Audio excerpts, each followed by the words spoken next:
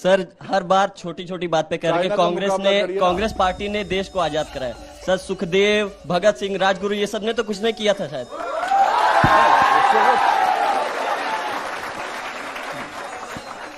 जवाब देना चाहेंगे? नहीं, वैसे सोनिया गांधी लड़ रही थी झुमरी तलैया से तलवार लेके, देखा तो नहीं आपने? हाँ, जेब में था चिल्लर, साथ वाले किल्लर, काम करे कांड वाले, लाइफ बेड़ा थ्रिलर, घूमे फिरे बस्ती में दिन रात मस्ती में, फिर भी काम किया, बेटा खड़ा किया पिल्लर। क्षेत्रीय पार्टी ने राष्ट्रीय पार्टी को बीट कर दिया वहाँ। तो बिल्कुल चुनौती के रूप में स्वीकार करना चाहिए। अंजना जी, हम में और कांग्रेस पार्टी में यही फर्क है।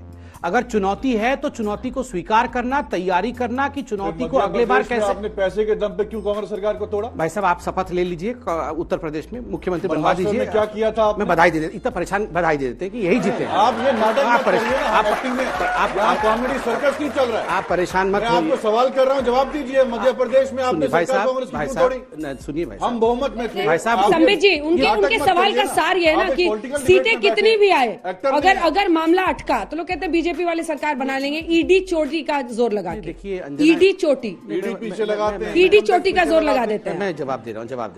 अंजना जी, मुझे तो आश्चर्य होता है, 5 राज्यों में मध्य प्रदेश का नाम भी नहीं है, चुनाव मध्य प्रदेश में हुआ नहीं है। ये मध्य प्रदेश है ना, आपने सरकार क्यों गिराई वहाँ? अरे इनको टाइम मशीन में बैठा करके पीछे भेजो, पहले भेजो। ये अभी जब जवाब नहीं है तो आप यहाँ क्या जवाब देंगे बताइए? नहीं, आप कपिल शर्मा का क्या शो है भैया? कपिल शर्मा तो आपके यहाँ बैठा हुआ है।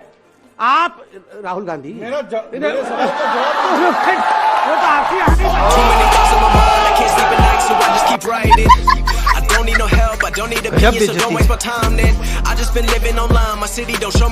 ले लीजिए। 5 राज्यों में 790 सीटें हैं विधानसभा की। भारतीय जनता पार्टी के पास 399 थी, अब रह गई हैं 356, यानी गिरावट आई। 2019 के चुनाव में 2 साल पहले उत्तर प्रदेश में 49.5% वोट मिला था, इस बार 43% मिला है, 6.5% गिर गया। ठीक तो है, मैं ये कह रहा हूँ बीजेपी हार गई है। नहीं, बीजेपी जीती है, अच्छी तरह जीती है। बाकी तीनों राज्यों का भी डेटा है आपके लेकिन पास? इस जीत को, अगर आप एक पॉलिटिकल एनालिस्ट हैं तो आप भी जानेंगे पंकज जी कि एंटी इनकम्बेंसी को 4 बार, चौथी बार ये बीट कर रहे हैं। 2 विधानसभा, 2 लोकसभा चुनाव, उस नजरिए से बताया जा रहा है कि एक बड़ी जीत है। और बाकी 3 राज्यों में आप देखें तो इनकम्बेंट होते हुए उनकी सीट्स बढ़ी हैं, इसलिए इसे प्रचंड जीत बताया जाए। जी, बड़ी जीत है, लेकिन प्रचंड नहीं है, फिनोमिनल नहीं है। शब्द बदलने इस जीत को, आप बोले तो जीत को हार कह देंगे। नहीं, इस जीत को इतना बढ़ा चढ़ा के कृपया मत बताइए। बढ़ा चढ़ाकर अपनी जीत को आप लोग पोर्ट्रे कर रहे हैं और उनका कहना है कि आप हर जगह पर परसेंटेज में आप लोगों के अपने सवाल तैयार रखिएगा। अब सवाल भी हम जनता के लेंगे। जल्दी से एक कमेंट इस पर, वो कह रहे हैं कि आप बड़ी जीत। पंकज भाई तो एनालिस्ट हैं, पहले बहुत कांग्रेस की तरफ से डिबेट भी करते थे, अच्छे व्यक्ति हैं, मगर आज जो प्रॉब्लम कांग्रेस की है यही है। ये सुबह से बैठे ग्रामर की किताब लिखते रहते हैं कि ये प्रचंड नहीं है, ये बहुत है, ये बहुत नहीं है, ये वो बढ़िया है। ये खुद गर्त पे डूबे हुए हैं, ये देखते नहीं कि हम कितना डूबे हैं। ये जहाज भी डूबेगा, इसमें भी छेद होने वाला है, ये भविष्य में। अरे तैरो, आप समुद्र के गर्त में पड़े हो, थोड़ा हाथ पैर मार के तैरो, ये वो जहाज डूबेगा, इसमें छेद हो गया है। इसमें पहले 3 छेद थे, अब 4 छेद हो गए। अरे आप तैर के ऊपर आओ, तभी जिंदा बचोगे। इतनी चिंता मत करो दूसरे के जहाज में कितनी छेद हुई है। If you think you are bad, I am your dad.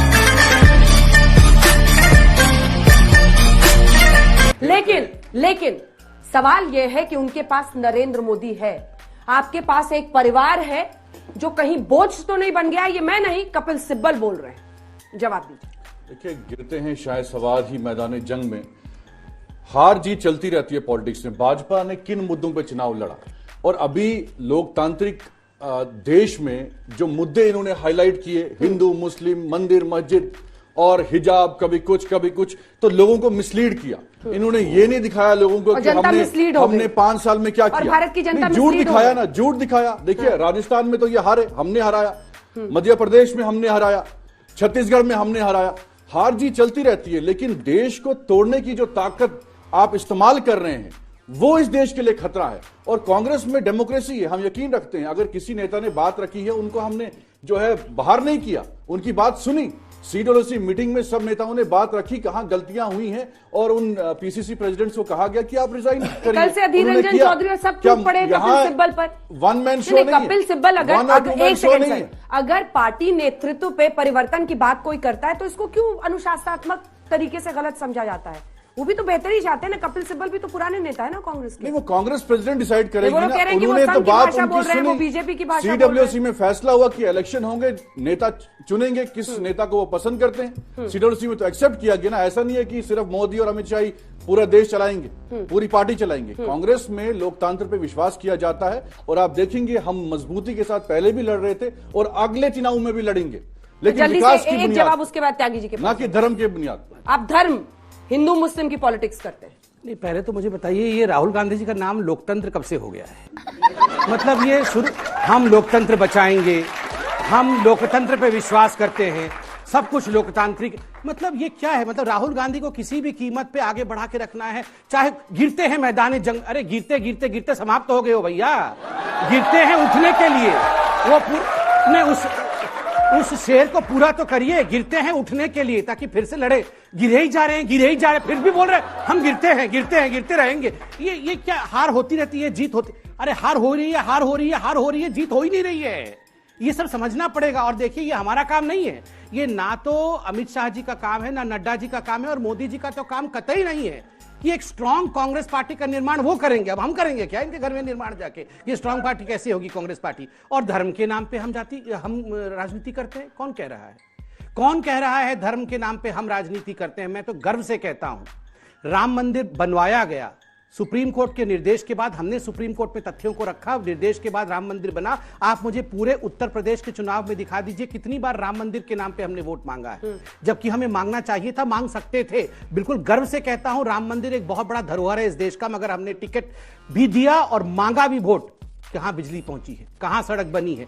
हर चुनाव के भाषण को उठा के देखिए। हिजाब तो कर्नाटक का विषय था, उत्तर प्रदेश में कौन लेके आया? आपके नेताओं ने उत्तर प्रदेश में लाकर हिजाब के विषय को विषय बनाने की कोशिश की, फेल हुआ। और आज अंजना जी एक बड़ा विषय हो गया है। आपने, पता नहीं आप सबने सुना है कि नहीं, अशोक गहलोत जी से पूछा गया, आज तक के ही संवाददाता ने पूछा, आज रिपोर्टर ने पूछा कि अशोक गहलोत जी, प्रियंका वाड्रा जी का तो बड़ा अच्छा परफॉर्मेंस रहा या खराब परफॉर्मेंस रहा? बोले बहुत अच्छा परफॉर्मेंस रहा है। 403 सीट में कांग्रेस पार्टी उम्मीदवार खोज पाई, ये अपने आप में कितनी बड़ी उपलब्धि है प्रियंका वाड्रा जी की। खत्म, बाय बाय, टाटा, गुड बाय, गया।